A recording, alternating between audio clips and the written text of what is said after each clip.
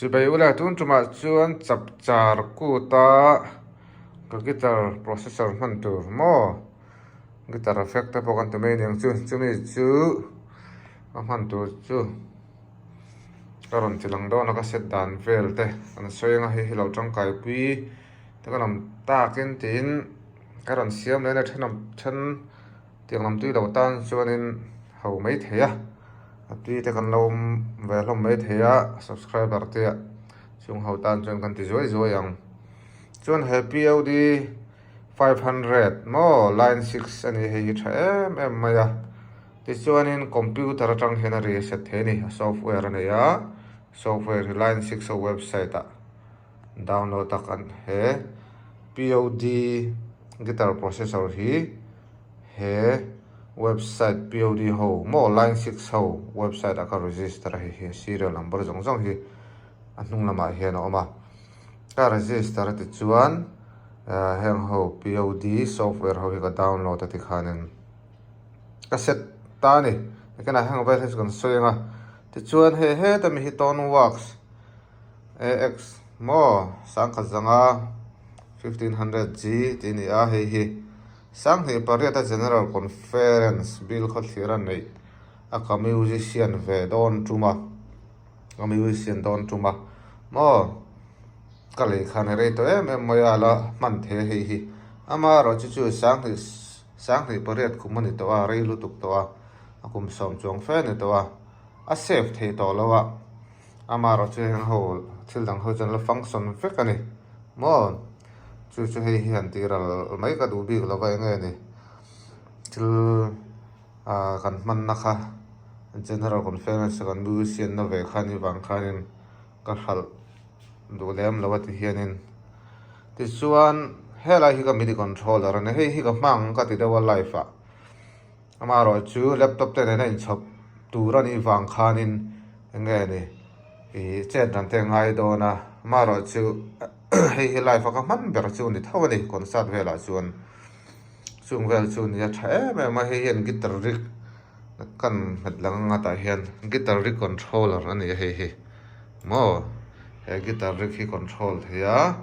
heta guitar rig thatak tak sap guitarist hoina mo Brian May ti te John Petrucci ho song enan set ti mai la khatiang ri angan set ho zong kha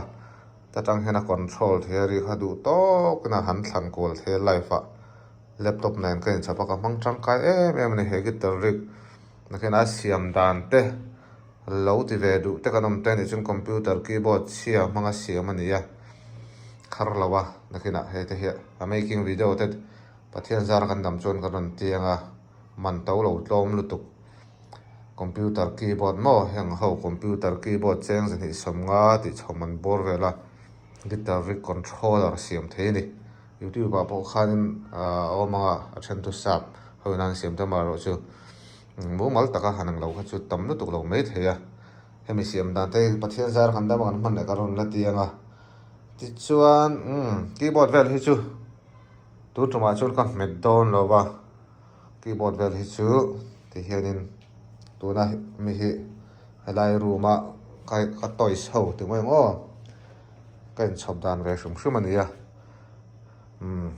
ti chuan gitara hian lam hi gitara ni ya gitara hianin Fender hi ka mang do na man chu ka te hei Fender hei ka sei no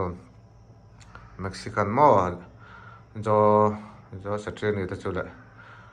resi sambora signature ka ti ka he the me maya ti hianin hetiang a lui hi to la chon sa phian an ti muwa hetiang a lui na hi sang ni le sang pan hi chawal khan ting hen om to ni a lui rei taw khop mai mo rong ka kap thadu lawa hei a lui hi Fender a chon a moi ni to la ya chon mo hetiang rong nal sa ta hi an not chia ti hanin hetiang hian an chuat thin ani ti chuan Fender hi ka mang lo mai nga do an ka tuai hnum man talova Fender Mexican tho a sen man tur chu kana yama ra chu nge ne hunat lem to wangin chu pa chu ka tuai hnum man lova ka mang don lova ni ti chuan he music man mo he music man hi ka mang jok to ni hei the me maya re na la lai hara re clear na la hei jok hi ka mang to na ni tun chap char ku ta chuan ti chuan in aur na hi angai le tun lai te kan siang te kalara hi ngo eng wa chin sia na deuh te an te tun lai chana ma ro chu tiang a chuan ka ngai lem lo ke army ball music man tho ho guitar strap guitar orna ni ya hi nal ka te ka manga du le adang po ka manga hi chu ti chuan guitar strum ten te mi zo ho ke ni ho chuan strum te kan te ke ni chuan ma ro chu guitar pick kan te hi strum kha chu guitar hati strumming mo strum guitar thai ti na khani mai ta strum kha chu guitar pick a hian John Petrucci signature mo Petrucci ya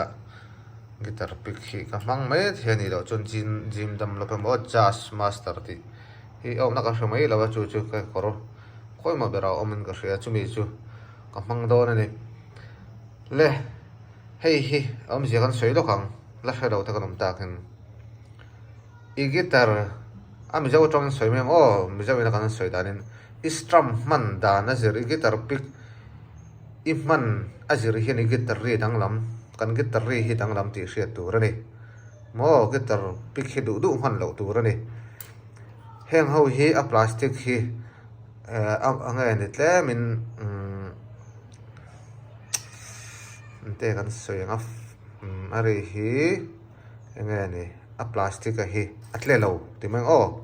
atle lo wa chu wangan heng ho hi tle min a remove da wa mo chuan heng Petrucci guitar hami pick ero hi chu he mor hi atle zak hi focus fu chiang thei lo wa o ngaro o helai hi khu mor ko atle chak khu awon na lai tur chin ro chu tle lo wa khu mo a mor tle tha piang le azum tha te hetiang sin thau hi guitar ri heti han vai hena clear zel ti hriat tur ani mo Airtel hemi sim card hlui ti te pawh hin kan siam thina tu ma te chuan sim card sia te mo te chuan he ho tle zak ho mor sin pan tha ho hi chuan mo holo guitar thai na te ti ani ta a hei hi a pan tha heng hete holo guitar thai na ni ya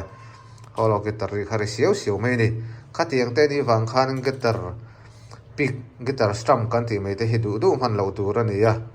ri clear tone clear tha ti vel kan mang du ani chuan henga hian kan thlan thiam angai nei du kha a man thei lo ani ma ro chu kai chuan hemi hi kam han don wangin hemi mil hian ka effect ka seta mo seng khanin hele ka guitar ri ain thun zomani ti kha hriat tur mo kan guitar ri le hemi hi kutlonga per le heting man te hi ari ain an mi lo hi mo ikutin selaya i guitar per le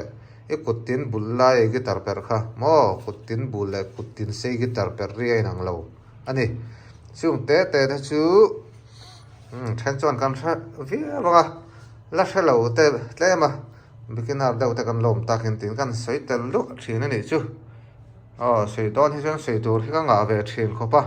kan ti lu zel ani chu ti chuan tuna hin guitar em ka in chhop lem lova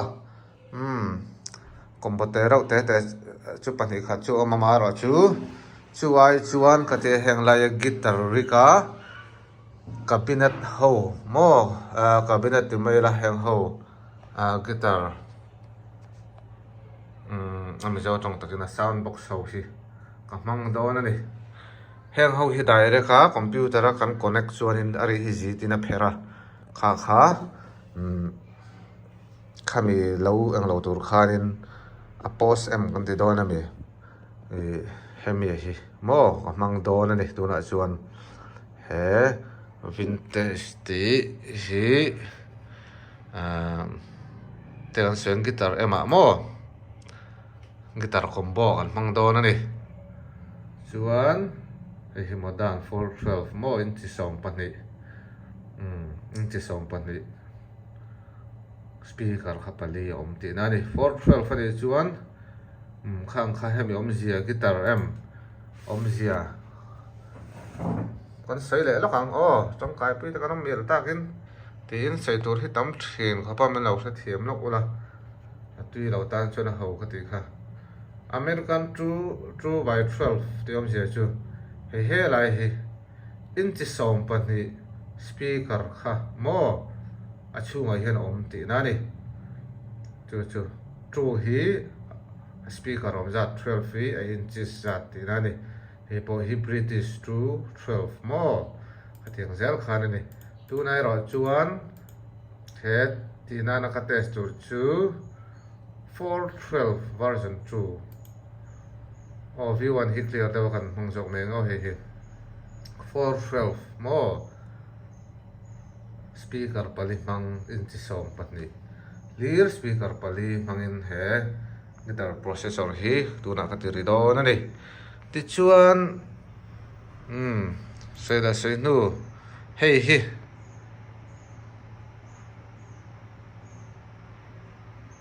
hi POD 500 edit na ani computer tang edit na helaya tanga mo khualan dan chu Metallica clean ka mang do na a clean a hian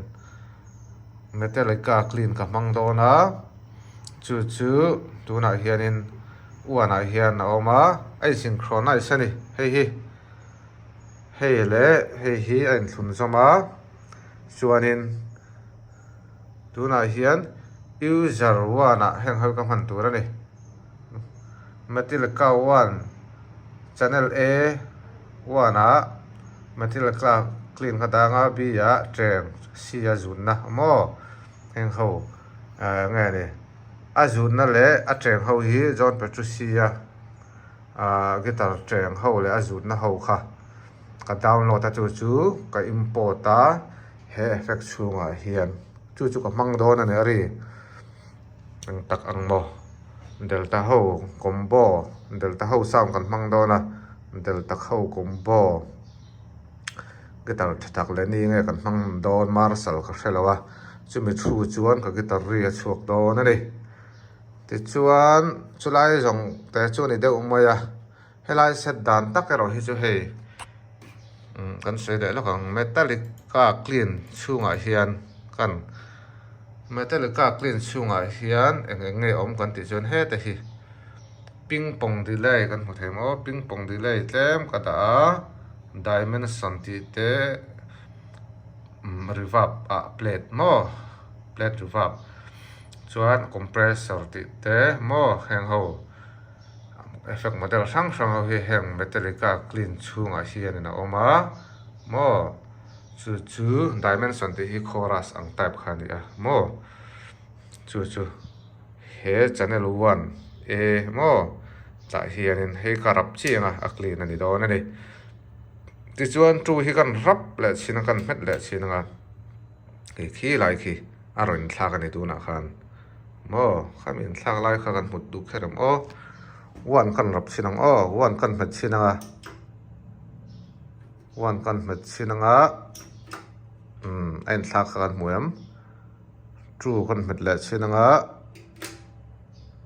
aron thlak le ni khi mo ti khanin helaya tanga screen te lutuka effect set lo khan mo helai computer atang hian user interface nuam tak atang hianin mo du to ken he POD line 6 guitar processor hi set hiani ti kha kan sei ni sela khowela changkang towa tu noya chuan mo tu nai technology te hi man thiamin update vezel turani ya ti chuan ka perlai chu kan tilang ri lo mai nga tuna hian dar som pan ni le minute somli pakhatania dar ni ari har sal kan nei dona lam mola chu ma chuan ka kut finger exercise te kan nei nga kan practice ve lokanga chung vel chu voin ka program han dan turania tangkai pui te kanom mial takin tin helai guitar processor ti vel ho hi karon tilang lokani chu khati jong khani phot mai ro se làm mua là cái một triệu đòn này à alo mẹ